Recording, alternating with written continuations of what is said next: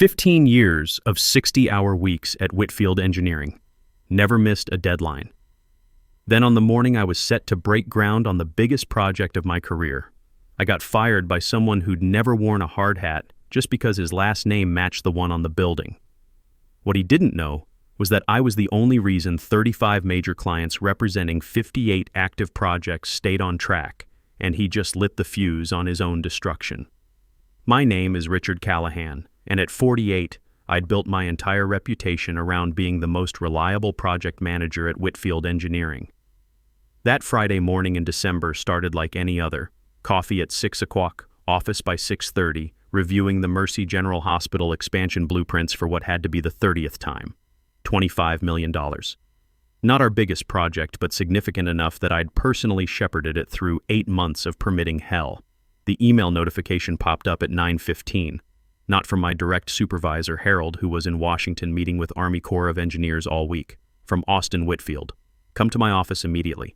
Austin, 29 years old, Northwestern MBA, son of our founding partner. He'd been installed as operations director 2 months ago after what the company newsletter called an extensive national search. The search that somehow missed every qualified candidate and landed on the boss's kid who'd spent the last 3 years at a consulting firm in Chicago, telling other people how to run their businesses. I saved my work, grabbed my coffee, and walked the long hallway to the corner office that used to belong to our head of field operations. Austin had redecorated. Gone were the engineering charts and safety awards, replaced by motivational posters and a putting green. He didn't look up when I knocked. Sit. The chair across from his desk was deliberately low, a power play I'd seen in bad movies. Austin was scrolling through his phone, designer loafers propped on the mahogany desk his grandfather had built by hand.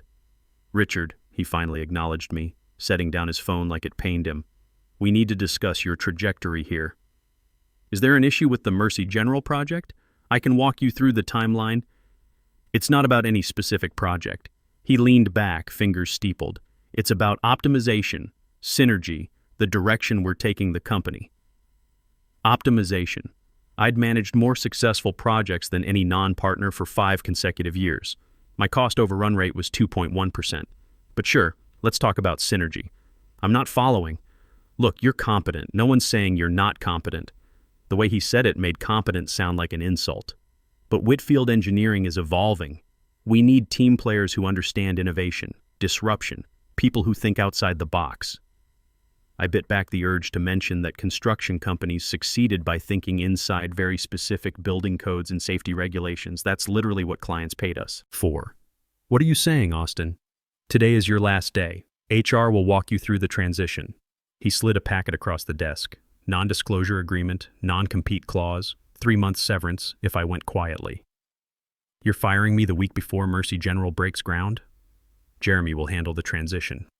He checked his phone again, already bored with destroying my career.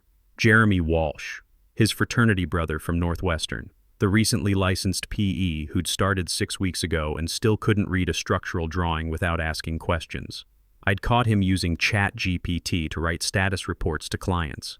Jeremy has 6 weeks of field experience. He's never managed anything larger than a strip mall renovation. That's no longer your concern. His smile was all teeth, no warmth. You have 1 hour to clear out your office. And Richard, the NDA is non-negotiable. You discuss any project details, any proprietary information, and we'll bury you in litigation. Dad's firm has very deep pockets. I stood, keeping my face neutral. 15 years.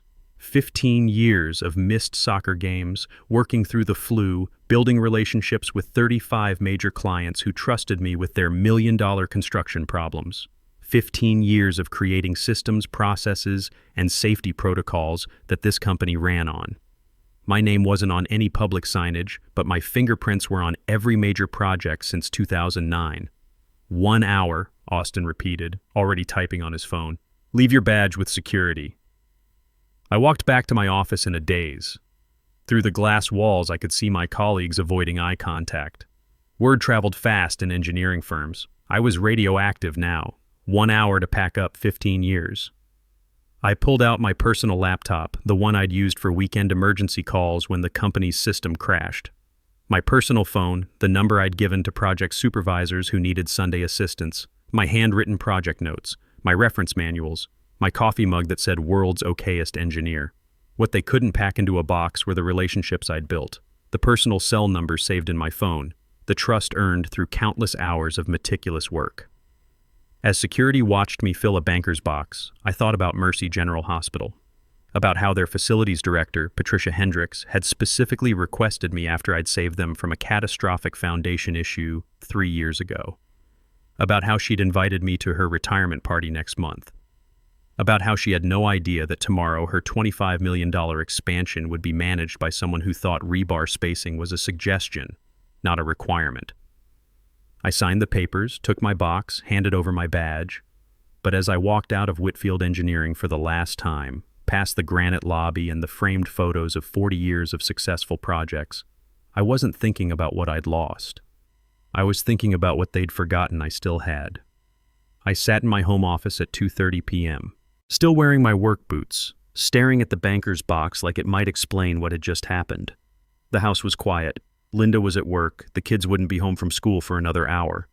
I should have been at the Mercy General pre-construction meeting right now, walking Patricia through the final schedule. Instead, I was unemployed 3 weeks before Christmas. The reality hit me like a sledgehammer. Christmas presents for Sarah and Mike, Sarah's college application fees due in January, the mortgage payment, health insurance that would run out in 3 months. At 48, I was starting over in an industry that worshipped young hotshots with MBAs and treated experienced engineers like expensive dinosaurs. But the shock was wearing off, replaced by something sharper, anger, maybe, or clarity. I opened my laptop and started taking inventory of what I actually possessed versus what Whitfield Engineering thought they owned. First, the project documentation. Over 15 years, I developed comprehensive project management templates, safety checklists, and vendor qualification frameworks. The company had never asked me to transfer these to their servers, probably because no one there understood their value. They sat in my personal cloud storage, meticulously organized. My intellectual property, created on my own time, refined through hundreds of projects. Second, the contacts.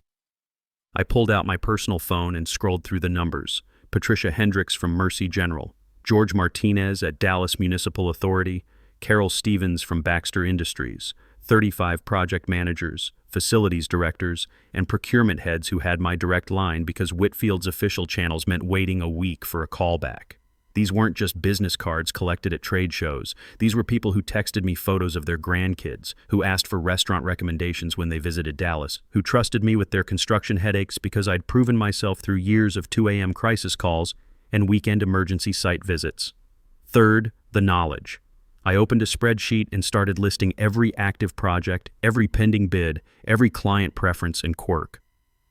Johnson Medical needed everything delivered before 7 a.m. because of their surgery schedule.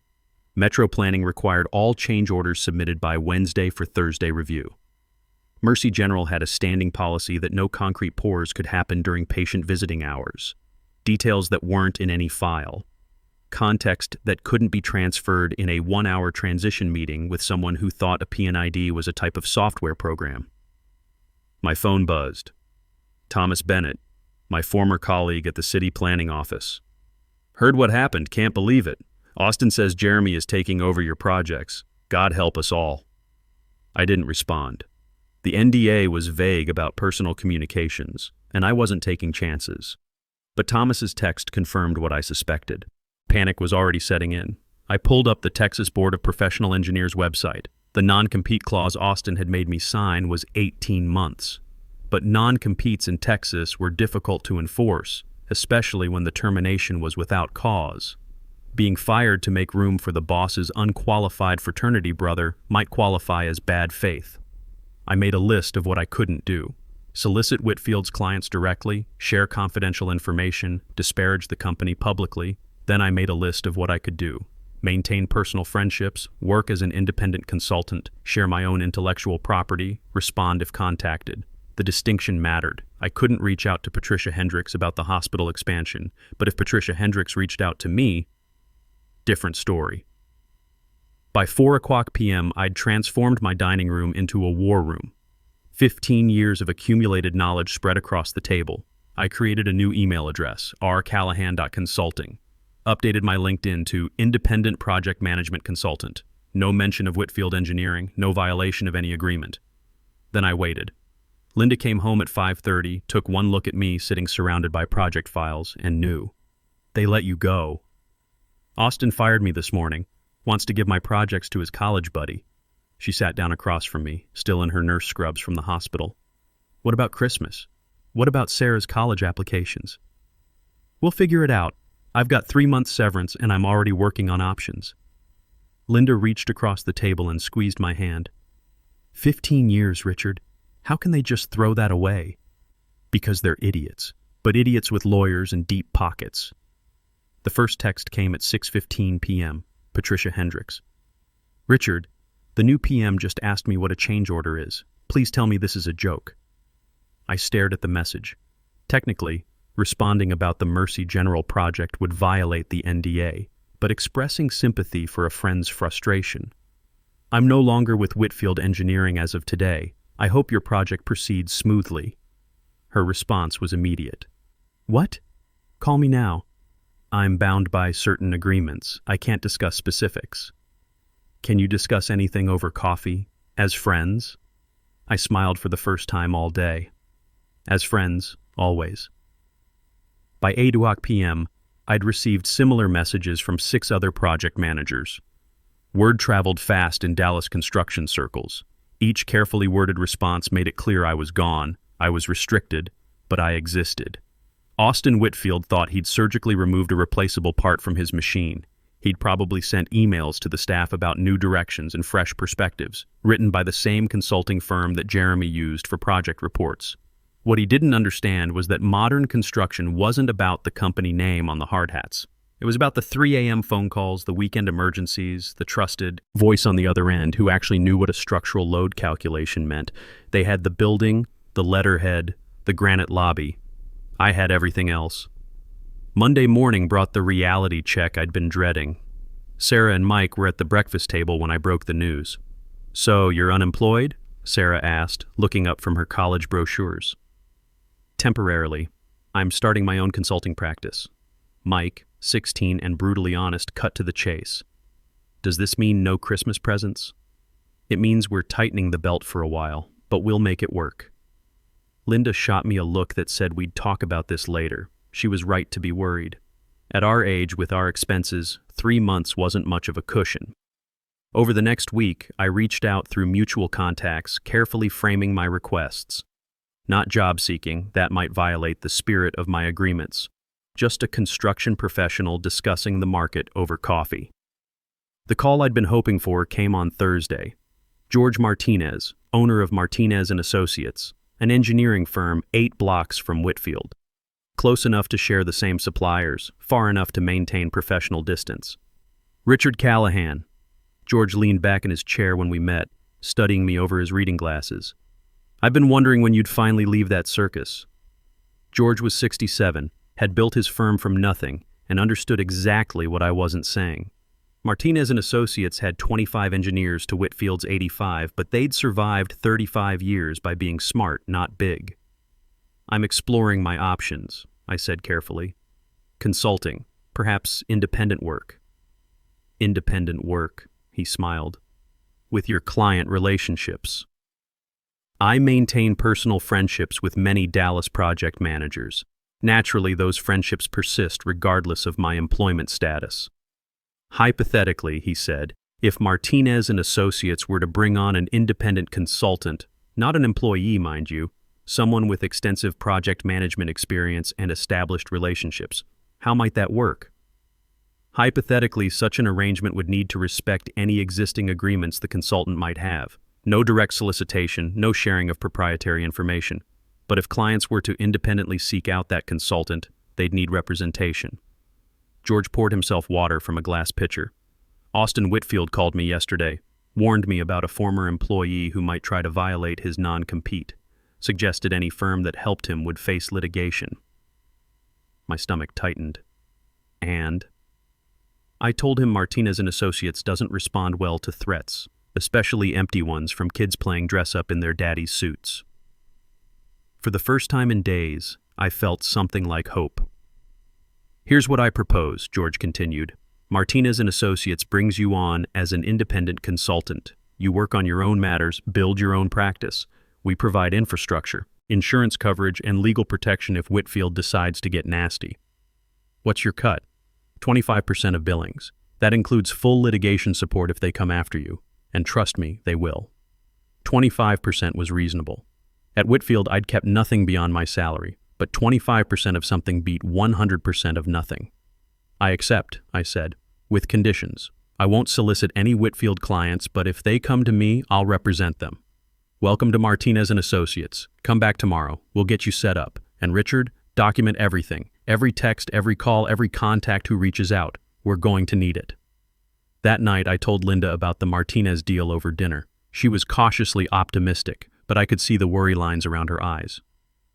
"It's a start," she said. "But 25% of what? You don't have any clients yet." She was right. But I had something better than clients. I had relationships. And in construction, relationships were everything. I composed a simple LinkedIn update. "Pleased to announce I'm now consulting with Martinez and Associates. Looking forward to new challenges and continued relationships.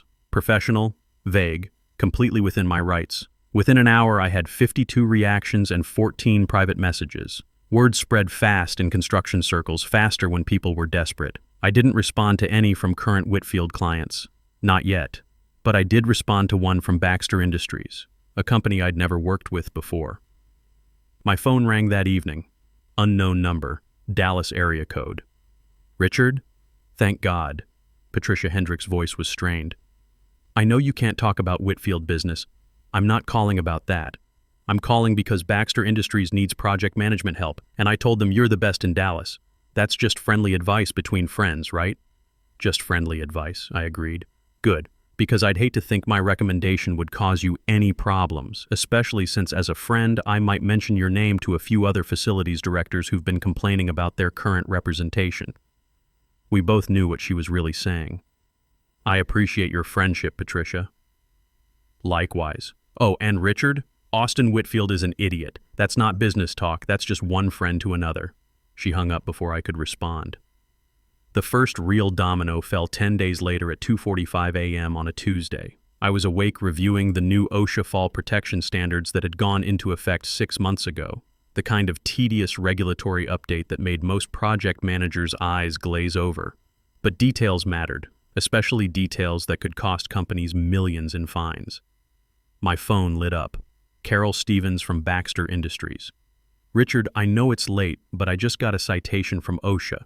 Something about fall protection violations under 29 CFR 1926.501. Our current PM says it's nothing, but the potential fine is over $2 million. Can you take a look?" "Our current PM, Whitfield Engineering." I typed back, "Send me the citation, no charge for a friend's peace of mind." The document came through immediately. I'd seen dozens like it. OSHA had started aggressive enforcement of the new fall protection regulations. Companies had 90 days to remediate or face escalating penalties. Scanning through Baxter's citation, I found the issue immediately. Their safety protocols hadn't been updated, still using language from 2018. It was exactly the kind of detail I'd flagged in a company-wide memo 10 months ago, a memo Austin had probably never read. "Carol, you need specialized safety counsel immediately. This is serious. The citation references multiple violations that compound the penalties. Can you handle it?" "I can work with Martinez and Associates' safety team, but you need to move fast. Day 60 of your notice period is Thursday." "I'm calling our board chair now. Expect a call from legal in the morning." By 9:00 a.m., Baxter Industries had officially retained Martinez and Associates for emergency safety remediation. Their first act, requesting all documentation from Whitfield Engineering regarding previous safety compliance work.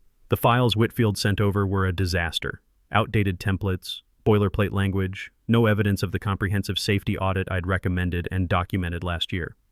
George Martinez walked into my new office at 10:30, grinning. "Whitfield's project coordinator just called, wants to know if we have a template thingy for OSHA compliance. I told him we practice engineering, not Mad Libs." That coordinator is handling 58 active projects across 35 clients. 34 clients now. Stevens just formally terminated Whitfield's representation. "Conflict of interest," she said. Can't have the firm that missed the violation defending against it. 1 down, 34 to go. I spent the next 72 hours working with Martinez's safety team to build Baxter's remediation plan. We filed the response with 18 hours to spare, avoiding a $2.3 million fine. Carol called me Friday afternoon. "Richard, you just saved us more than Whitfield billed us in 3 years. I'm recommending Martinez and Associates to every facilities director in my network. I appreciate that, but nothing. I'm not soliciting you to violate anything. I'm telling my peers about excellent engineering services. What they do with that information is their business." The second domino was already wobbling. Thomas Bennett from Dallas Municipal Authority had discovered a similar issue. Not safety this time, but environmental compliance. Another regulation change, another outdated Whitfield template, another 7-figure exposure. Over the following weeks, I'd created what I called the regulatory alert system. Anonymous notifications sent to general business addresses, warning about common compliance gaps. No client information, no proprietary data, just public service announcements about regulatory changes that might affect Dallas. Construction projects. "You're playing with fire," George warned, reviewing my carefully drafted alerts. "Whitfield will claim you're using insider knowledge. Every regulation I'm citing is public record. Every deadline is published by the state. If Whitfield's clients happen to realize their current counsel isn't keeping up with basic regulatory changes, that's on Whitfield." He signed off on the alerts. "Send them." The exodus started slowly. A call here, an inquiry there. "Hi, we're exploring options for specialized project management. We need a second opinion on some compliance matters. Corporate speak for, our current engineers are incompetent and we're scared." Thomas texted me updates from inside Whitfield. Emergency all-hands meeting, Austin screaming about loyalty, Jeremy crying in bathroom, 3 senior engineers quit today. I didn't respond, but I saved every message. Documentation, like George said. Christmas came and went quietly. No big gifts that year, but Sarah got her college application fees paid, and Mike understood why his Xbox would have to wait. Linda picked up extra shifts at the hospital, and I spent the holidays working on compliance reviews for our growing client base. By New Year's, 5 clients had moved from Whitfield to Martinez and Associates. By February, it was 12. Each transition brought with it 2 or 3 additional projects, and my 25% cut was starting to look like real money. The news I'd been expecting came in early March. Whitfield Engineering filed a cease and desist order against me personally and Martinez and Associates as a firm. Violation of non-compete, tortious interference, theft of trade secrets. George called me into his office where 3 litigation partners were already assembled. "They're claiming you're using proprietary Whitfield methodologies to steal clients." "What methodologies?" I asked. "Their outdated templates? Their missed deadlines?" Our lead litigator, Janet Walsh, explained. "They want an immediate injunction plus damages.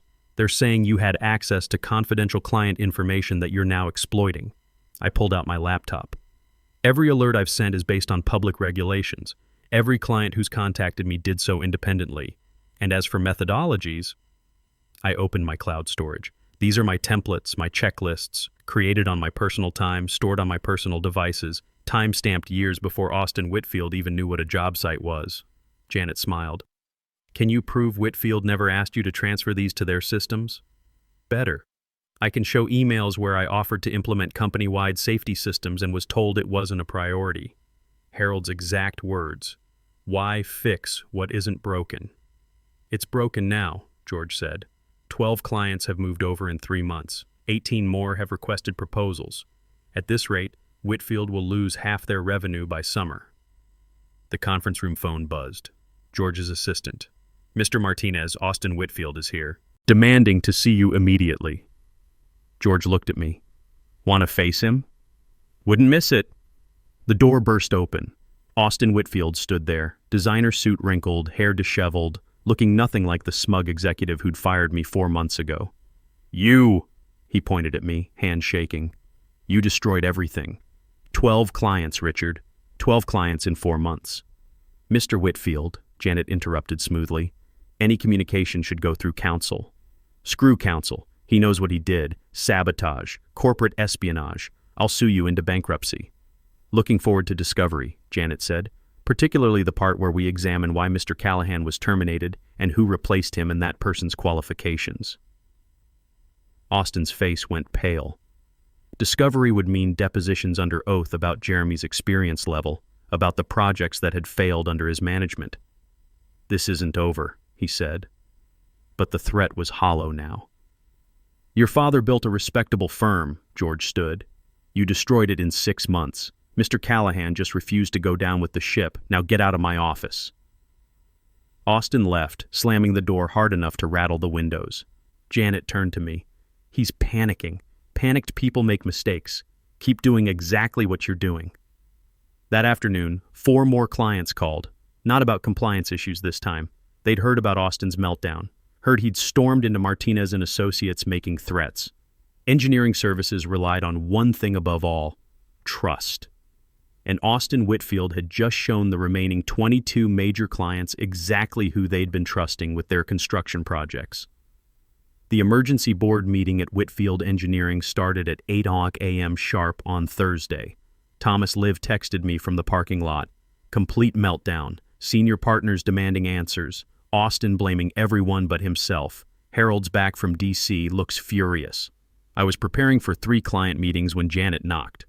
"Thought you'd want to see this." She handed me a printout from Engineering News Record. The headline read, "Whitfield Engineering Hemorrhaging Clients Amid Leadership Crisis." The article was brutal. Anonymous sources discussing the firm's chaos, clients questioning the sudden departures, and buried in paragraph 6. Sources indicate that numerous Fortune 500 companies have received OSHA violations, potentially costing millions, raising questions about the firm's competency in regulatory compliance. My phone buzzed. Patricia Hendricks. "Board meeting in 1 hour. We're discussing permanent counsel change. Thought you should know." At 10:15, George appeared in my doorway with someone I didn't recognize, a distinguished woman in her 60s. "Richard, meet Louise Wagner from Sunrise Development. Louise, Richard Callahan." I stood, shaking hands with the project director of one of Texas's largest development companies. "Mr. Callahan," Louise said, studying me with sharp eyes. "I've heard interesting things. 12 companies can't be wrong." "I maintain strong professional relationships," I said carefully. "Cut the engineer speak," Louise smiled. "I've been in this business 35 years. I know a systematic dismantling when I see one. The question is, can you handle what's coming?" "What's coming?" "Whitfield is desperate. They've hired Bradford and Associates to sue you, Martinez and Associates, and any client who switches firms. They're claiming conspiracy to destroy a business." Bradford and Associates, the firm that defended chemical companies and oil spills. When you hired Bradford, you weren't looking for justice. You were looking for scorched earth. Because Sunrise Development needs new engineering counsel. And I don't like being threatened. Austin Whitfield called our CEO yesterday, said any company that hires you will be named in their lawsuit, claimed you have stolen trade secrets that give unfair competitive advantages. "What did your CEO say?" "He said Sunrise doesn't negotiate with terrorists," Louise grinned. "Then he authorized me to retain Martinez and Associates immediately. Full development services, 3-year contract." George actually gasped. Sunrise would triple Martinez's annual revenue. "There's more," Louise continued. "I've spoken with my counterparts at several other companies. We're forming what we're calling a legal defense consortium. Any company that gets sued for changing firms will have their defense costs covered by the group." "A union for corporations?" I asked. "Insurance, strength in numbers. Also sends a message. You come after one of us, you fight all of us." Over the following weeks, 19 companies joined the consortium. The message was clear. Austin Whitfield's threats had backfired spectacularly. The Bradford lawsuit came in May, just as I'd expected. Multiple jurisdictions, emergency injunctions, the full scorched earth treatment. But Louise was right about the consortium. Morrison, Klein & Black, one of Dallas's top litigation firms, took our defense pro bono just for the publicity. The hearing was a massacre.